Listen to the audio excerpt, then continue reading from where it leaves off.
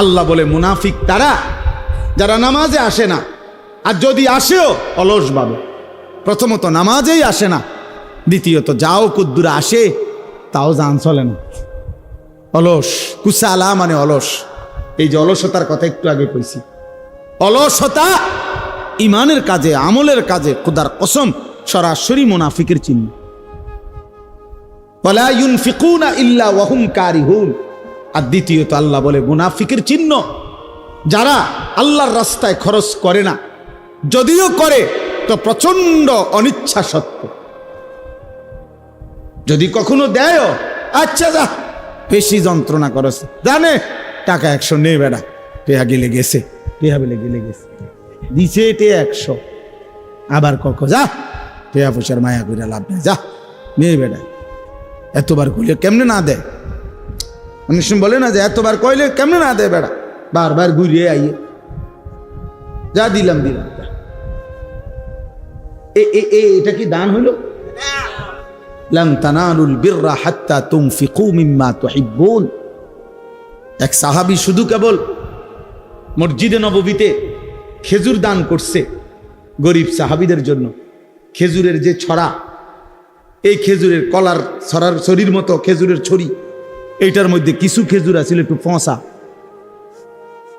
এই আর কিচ্ছু না।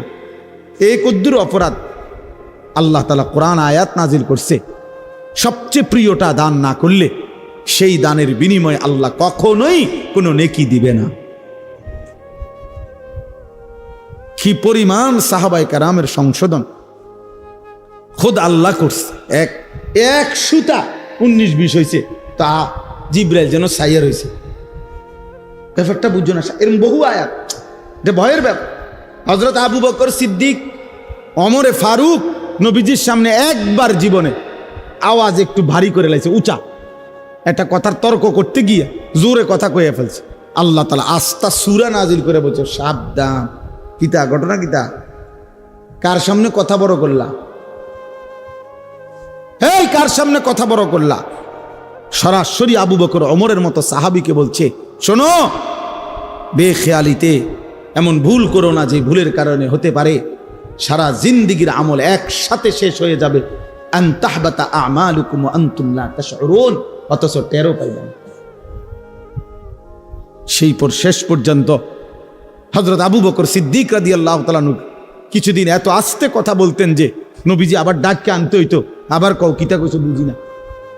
আর ওমর অজরে কাঁদতেছিলেন, ওমর শুধু কাঁদতেই ছিলেন, কথাই বলা বন্ধ করে দিছেন। আল্লাহ নবী জিজ্ঞাসা করলেন, ওমর কথা বলো না কেন? বলতেছি, ইয়া রাসূলুল্লাহ, আমার আওয়াজ কোনোভাবেই ছোট করতে আমি পারি না, আমার আওয়াজটাই বড় হয়ে যায়। আল্লাহ তো আমার জিন্দেগীর আমল বরবাদ করে দিবে কইছে, আপনার সামনে যদি কথার আওয়াজ বেড়ে যায়। কি পরিমাণ ফিকির করছে দোস্ত। সাহাবায়ে কেরাম এমনিতে হইছে। আখিরাত এত মামুলি মনে করে ফেলছেন আপনারা? আখিরাত মামুলি? আমি অনেক সময় বলি, বাপ এ সুরে সুরে তারে তারে তালে তালে শুনছেন নবী সুপারিশ করবে, আর আপনারা নিশ্চিন্ত হয়ে গেছেন নবী তো সুপারিশ করবে। আমিও তো কই নবী সুপারিশ করবে, 1000 বার করবে, 1 লক্ষ বার করবে, 1 কোটি বার করবে, এটা সত্য, 100 সত্য। কিন্তু নবীজি সাল্লাল্লাহু আলাইহি ওয়াসাল্লাম তিনি এটা বলছেন কিনা যে উম্মত মৃত্যু পর্যন্ত তুমি গুনার উপরে, নাফরমানির উপরে, অসভ্যতার উপরে, হারামের উপরে তুমি মজবুত করে টিকে থাকো, আমি সুপারিশ করে তোমারে জান্নাত দেব। এই তো নবী বলছে না? একজন মানুষ বলেন, কারো বিবেকে বলে এটা? আপনি কি ভাবছেন? সুপারিশ মানে কি? মামুর বাড়ি। সুপারিশ মানে মামুর বাড়ি। আপনি বিড়ি খাইতে খাইতে কবরে যাইবেন, আর নবীজি আপনারে বেহেশত দিয়া ফেরেশতারে কবে, যা চাচারে বুট মুড়ি দাও। না না, তামসায় তো মনে করছে বেহেশতটা। সুপারিশটার কোনো নিয়ম কানুন নাই। হাউজে কাউসারের পানি কিতা? পানির বোতল, 15 টাকা পানির বোতল। হ্যাঁ, হাউজে কাউসারের পানি মামুলি মনে করছেন, যেটার কোনো নিয়ম কানুন নাই। আপনি গেলেই দিয়ে দিব বালতি দিয়ে আপনারে। আফসোসের ব্যাপার। ধোকা খাবেন না, ধোকা খাবেন না, ধোকা খাবেন না। শতভাগ সুন্নত করে, শতভাগ আমল করে, শতভাগ আল্লাহর কসম বাবা, আপনি আমার দলভুক্ত হওয়ার দরকার নাই। আমি কোনো দল নিয়ে আসি নাই, আমি কোনো পার্টি নিয়ে আসি নাই, আমি কোনো দরবারে নিয়ে আসি নাই, আমি আপনারে মুরিদ বানাইতে আসি নাই, আমি আপনারে আখিরাতের কথা বলতে আসছি মিয়া। অতএব কোনোভাবে সাবধান মুসলমান, সাবধান। রাসূলুল্লাহ সাল্লাল্লাহু আলাইহি ওয়াসাল্লামের অনুসরণবিহীন, সুন্নাত মানাবিহীন নবীজির ভালোবাসা দাবি করা এটা ধোঁকা আর প্রতারণা ছাড়া আর কিচ্ছু না, কিচ্ছু না। ধোঁকা দিবেনও না, ধোঁকা খাবেনও না, কাউকে ধোঁকা দিয়েন না, ধোঁকা দিয়েন না। হালাল হারামের কোনো মিশ্রণ নাই, পার্থক্য নাই, কোনো অনুভূতি নাই। আমনে নবীর আশেক, নবীর এশক, আর আমরা চিরা খাই, আমরা ভাত খাই না, আমরা বুঝি না। আমনে হুদা ভাত খান, কাজে ঝগড়ার দরকার নেই আমার। আমি ঝগড়া একটা মানুষও না, আমার ঝগড়া পছন্দও না। আপনিও বেঁচে যান, আমিও বাইচা যাই। কথা বলেন না কেন? বাইচা যাই ভাইয়া, আখেরাতে বেঁচে যাই। চলো, মালিকের ধরা বড় শক্ত ধরা। এই ঠেলাঠেলি ধাক্কা ধাক্কি এখানেই মানাবে। আখেরাত বড় মারাত্মক বিষয়, আখেরাত বড় ভয়ের জায়গা। আল ফাজাউল আকবার, আল্লাহ কোরআনে বলছে সবচেয়ে বড় ভীতিকর জায়গা হাসরের মাঠ। হাসরের মাঠ, হাসরের মাঠ। ১৬ লক্ষ আম্বিয়া দিন রাত কেঁদেছেন হাসরের মাঠের ভয়ে। লক্ষ লক্ষ সাহাবায়ে কেরাম কেঁদেছেন রাত দিন হাসরের মাঠের ভয়ে। সারা পৃথিবীর সমস্ত আউলিয়ায়ে কেরাম দিনে রাতে চোখের পানি ফেলে কাঁদছেন। কি কারণে? যে নামাজ ফিরে ভুল করছে এই কারণে কান্দে নাকি? রোজা রেখে অপরাধ করছে এই জন্য কাঁদছে? হাসরের মাঠের ভয়ে কাঁদছে। নাহলে কান্দে কেন ওনারা? উনি তো নামাজ পড়ছেই, উনি কান্দবো কিত্ত তাহলে? উনি তো রোজা রাখছেই, উনি কান্দে কা? উনি তো দান সৎকা করছেই। কথা বোঝেন নাই আমার? উনি কান্দে কেন? কাঁদে হাসরের মাঠের ভয়ে। হাসরের মাঠের ভয়ে যাহা যদি আল্লাহ প্রত্যাখ্যান করে, যদি আল্লাহ গ্রহণ না করে, যদি আল্লাহর কাছে কবুল না হয় তো কি হবে? যদি নবীর দরবার থেকে ফেরেশতা বলে তাড়িয়ে দেয়, আর নবীজি যদি বলে সহকান সহকান, দূর হ উম্মত, কি হবে আমার? কে দিবে আমাকে আশ্রয়? কে করবে আমার জন্য সুপারিশ? কোরআন শরীফে আছে, আল্লাহ বলছেন শতভাগ দিন মানে যারা আল্লাহর রাস্তায় খরচ করে, যারা, ও খোদার কসম কোরআন শরীফে আছে তাদের বৈশিষ্ট্য হলো অকুলুবুহুম ওয়াজিলাতুন। প্রতিটা সেজদা দিতে গিয়ে, প্রতিটা দান সদকা করতে গিয়ে, প্রতিটা আল্লাহর বন্দিগি করতে গিয়ে তাদের দিল একই অবস্থায়, ইবাদতরত অবস্থায়ও তাদের অন্তর আল্লাহর ভয়ে কাঁপতে থাকে, আল্লাহর ভয়ে কাঁপতে থাকে। আমরা খাম খেয়ালি করে, খাম খেয়াল বিড়ি খাইতে খাইতে কয় বেটা নবীর আসে। পাগলামি করেন মিয়া, কেন পাগলামি করবেন মিয়া? কথায় কথায় গালি দেন মিয়া, আবার কোন নবীজিরা আসে মিয়া। কার সাথে খামখেয়ালি করেন মিয়া? আখেরাত কি খামখেয়ালির দেখা মিয়া? যে মস্কারি করেন, ঠাট্টা মস্কারি। আমনের বিচার আমি নি করবো, আমার বিচার আপনি নি করবেন। কথা বলেন না কেন?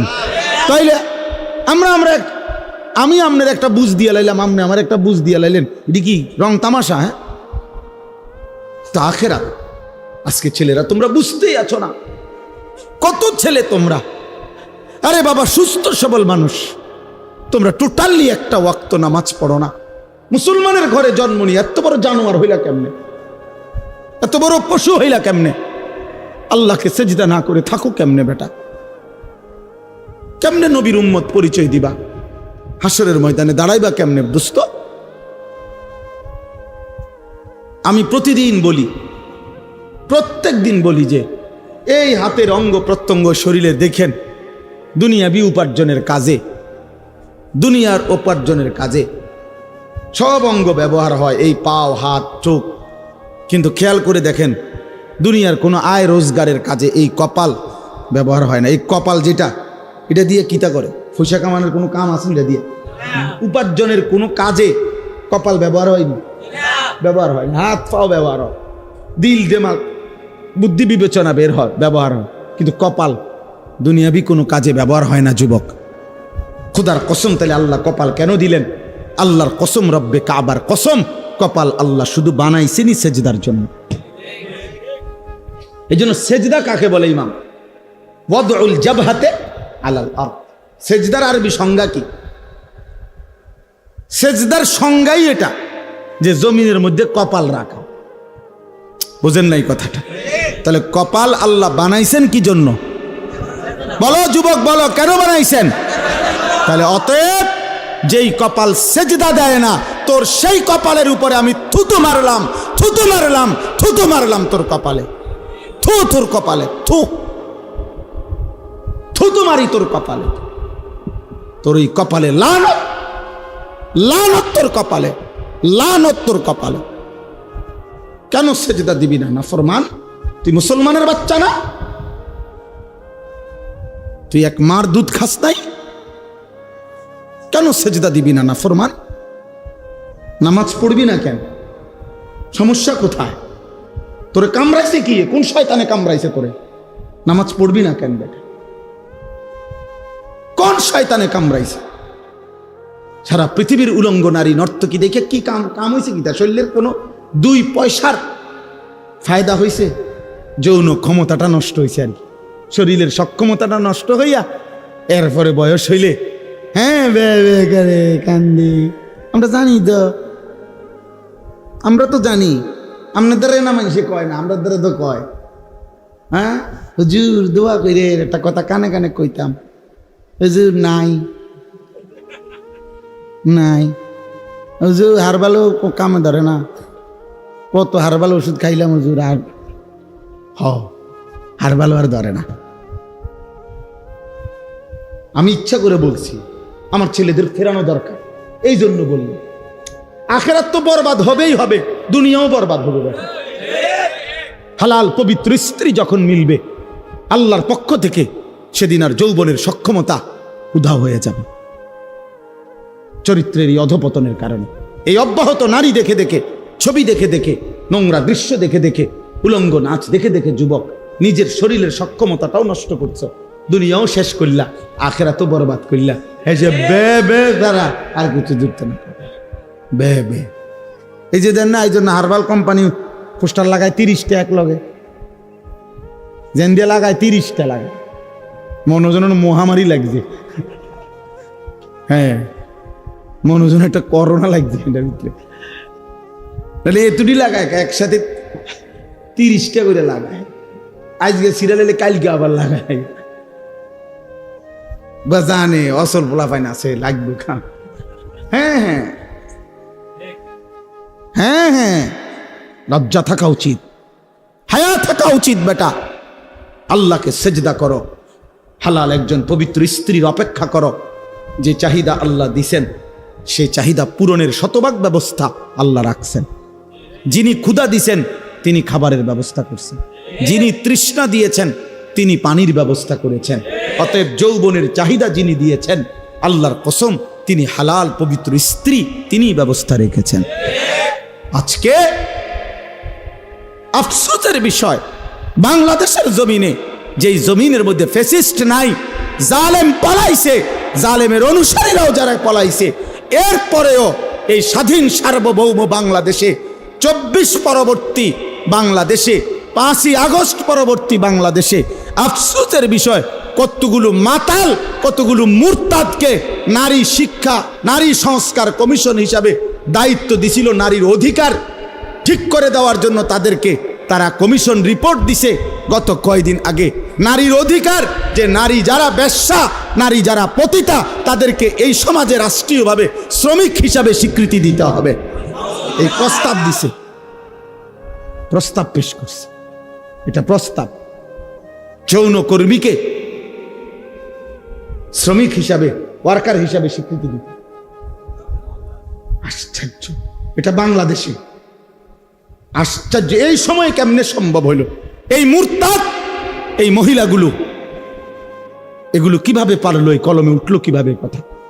পৃথিবীর কোনো মানুষ, একেবারে পৃথিবীতে কোনো মানুষ, যেখানে কোনো বিধর্মী, কোনো কাফের সমাজেও এমন অভদ্র কথা হইতে পারে না।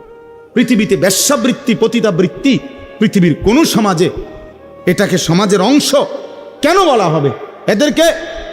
এদেরকে সমাজের, ওরা বলতেছে এটা সমাজের অংশ, এরা সমাজের অংশ। এদের অধিকার কি দরকার? তো এদের অধিকার ইসলাম বলছে এদেরকে গুনাহ থেকে ফিরায় আনা।